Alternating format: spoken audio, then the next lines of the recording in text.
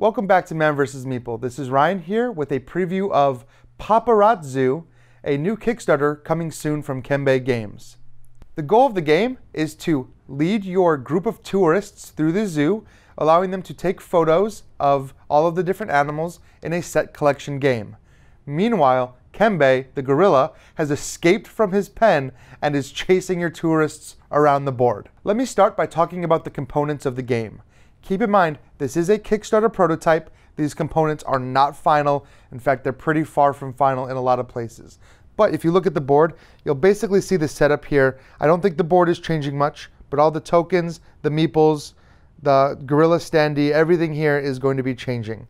You'll notice there are many different enclosures set up around the board, and you will randomize these with different animals. There are a few more components to the game. You'll notice these starred meeples. These are your tour guides that will guide your visitors through the zoo.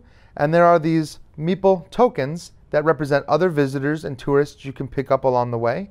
These cubes currently represent cleaning crews, but again, these will be updated for the final copy of the game. Over here, you will see a set of feeding time cards.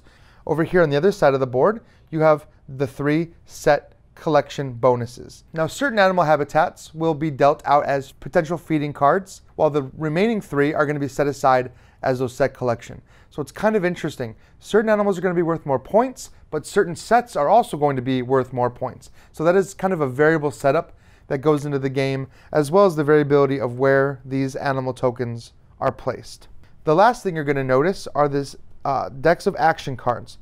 It's based on the number of players and the number of rounds. So the game is going to be played over 5 total rounds. Like I said earlier, the goal of the game is to take photographs of the animals, and you're going to score victory points for doing this. You're going to score points for each animal with bonus points if you capture them during feeding time. You're going to score points for your sets, and you're going to score extra points if you were the first to complete a set from those set aside bonus cards. There's one more component I want to explain, and that is the player board. And if you'll notice, your player board is where you collect the different photographs of your animals. You'll also notice up here, you'll get bonus points for taking more meeples off your board. And you do this by moving your tour guide onto one of those meeple places. So you're getting 1 victory point for every photo, 3 victory points if you take a photo during feeding time, and 2 victory points if you've completed a set. If you were the first to complete a set and you take the set collection card, you will get 4 extra victory points at the end of the game. Now that I've talked about the setup and the components, I'm going to talk about how to play the game. The first round, there is no feeding time. It's just Kembe breaking free from his enclosure to wreak havoc on the board.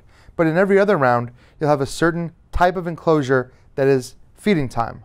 When you get to those rounds, you'll take that particular terrain and flip it over, and you'll notice these stars. If you manage to take a picture of an animal where their star is face up, that is a feeding time shot that is worth bonus points at the end of the game. Once you determine which pens are being fed this turn, then you will draft out your action cards. You will deal out to every player, who will then look at their set of cards and in typical draft fashion, choose 1 to keep and pass the rest to your next player. You're going to do this until you have 3 action cards. The action cards you don't choose are removed from the game. You're never going to use those again this game. So when you're choosing action cards, you want to pick cards that are going to be good for you this round, but also cards that you want to have available in the game later. Once everyone has their 3 cards, then in turn order, you will each play a card, and you will keep repeating this process until everyone is done. Each card has a series of icons that you can do in any order, unless there are specific arrows telling you that you have to do them in a particular fashion. The basic actions are fairly simple. You can move Kembe around the board. When you do that, no one can take photographs. If the gorilla is chasing you, you're not going to stop to take pictures. The other action you can do is to take a photograph. If you have a tour guide or tourist adjacent to one of the enclosures, you can use that tourist to take a picture. You take the tile and you place it in their correct spot on your player board. The most interesting action is probably the move action. When you take the move action, you have to take your tour guide and move them to the next available node.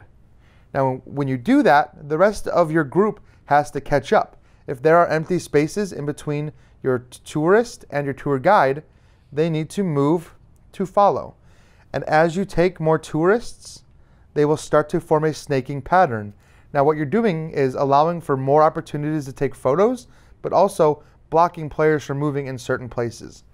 This is set up for a 4-player game, but in a 5-player game, this can get very crowded. The star card allows you to take a special ability, and there are a few different special abilities you can choose from. First of all, if there is a lone tourist, you can play this star to pick up the lone tourist and replace him with your own tourist. Now your tour group has grown. Secondly, if there is a cleaning crew in your path, you can use this to move the crew along the nodes. Lastly, you can use it to reverse the direction of your tour group. But those are the 3 different star actions you have available. So that's it. Those are all the actions in the game. The difficulty comes in playing those cards, choosing the right moment to play them. And remember, you have to draft the cards, so you have to plan ahead on the actions you want to do that turn. At the end of a round, all of the cards that were left, so basically 3 per player, are all added together into a deck. You take the next round's cards, which offer more actions and more interesting things to do, add those in, shuffle them all up, and draft them again. And again, the cards that aren't used are removed from the game. So every time you do this draft, you are taking a few cards out of the game. Play is going to continue for 5 rounds with a new feeding card every round to figure out where you're going to be able to score bonus points. You want to take photos of an animal when the star is face up.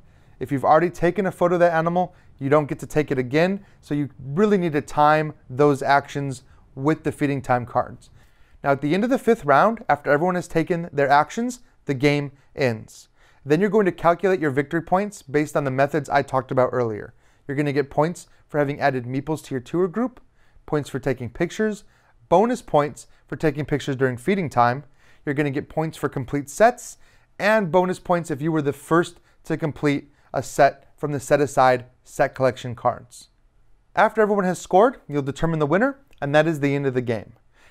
The game is not very long. It's about 30 to 45 minutes, and it's really accessible for kids and families. It's meant to be a family game, but it does give some depth for more advanced players as far as the way that the drafting and card selection goes.